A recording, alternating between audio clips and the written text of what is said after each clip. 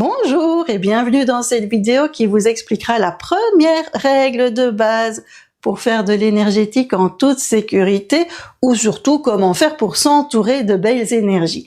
N'hésitez pas à cliquer sur le lien en description de la vidéo et à vous abonner si vous désirez être tenu au courant de la sortie des prochaines vidéos. Allez, on y va!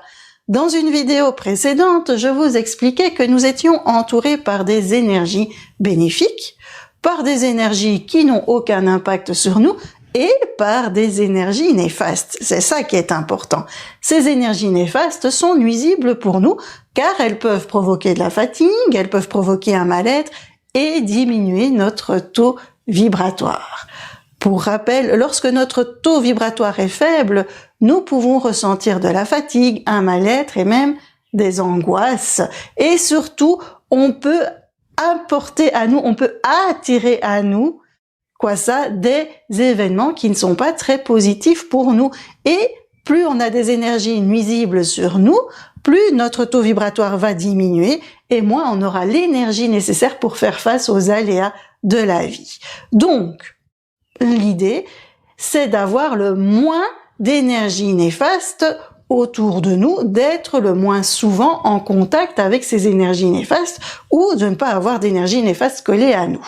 Et ça c'est compliqué parce que ces énergies néfastes, elles nous entourent, elles s'invitent parmi nous même si on leur demande rien. Car le simple fait de faire du yoga, de méditer ou autre, on va travailler sur nos énergies et on ouvre des portes même si c'est inconscient. Donc, ce que l'on veut, nous, c'est être entouré par de belles énergies, par des énergies bénéfiques pour nous, par des énergies qui nous aident à avancer dans notre vie. C'est quand même plus agréable, ça, que d'être entouré d'énergies qui nous plombent. Alors, qu'est-ce qu'on fait? Eh bien, la première chose, c'est de s'entourer de ces énergies bénéfiques. Et comment est-ce qu'on fait ça? C'est pas compliqué du tout. Il suffit de les appeler. Mais ce qui est compliqué, c'est d'appeler les énergies bénéfiques, c'est de trouver les bons termes pour les appeler. Je m'attends à ce que vous soyez surpris d'entendre ça, car j'imagine vous vous dites, Chantal, il suffit d'appeler ses guides, d'appeler ses anges, ou encore d'appeler l'univers. Et là, je vous réponds, but, ça ne fonctionne pas comme ça. Le problème, il est là. Parce que il existe des bons anges et des mauvais anges. Il existe des bons guides et des mauvais guides. Et dans l'univers, eh bien, c'est exactement la même chose.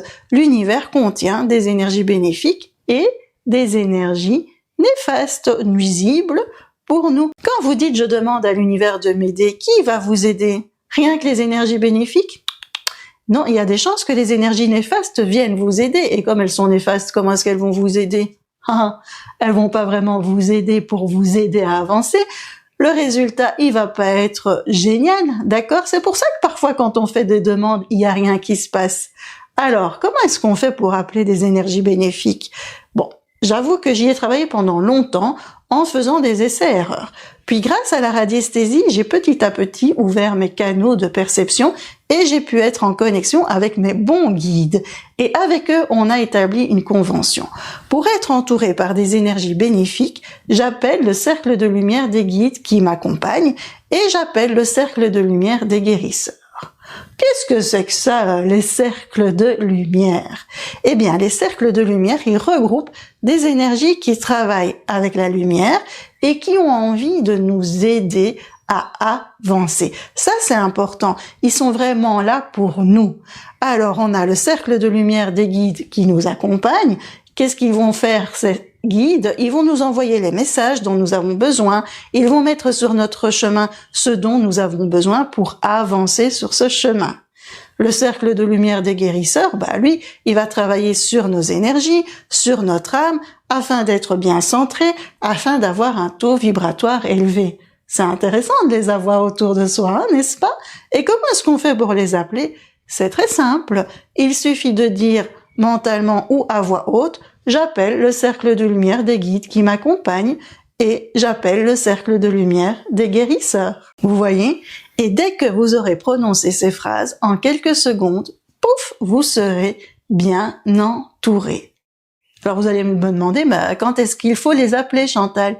Eh bien, à chaque fois que vous en avez besoin, à chaque fois que vous voulez faire une demande pour vous aider dans votre vie, à chaque fois que vous méditez, à chaque fois que vous faites du yoga, que vous pendulez, que vous communiquez avec un animal, donc à chaque fois que vous êtes susceptible d'entrer en connexion avec l'invisible, à chaque fois que vous travaillez sur les énergies.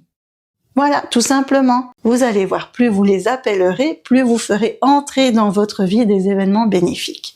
Alors maintenant que vous avez la première clé pour être entouré par des énergies bénéfiques, j'espère que vous l'utiliserez parce qu'elle est puissante et efficace. On va se retrouver dans d'autres vidéos pour parler des autres clés, pour faire de l'énergétique en toute sécurité, pour parler de la protection, de la purification et de l'enracinement.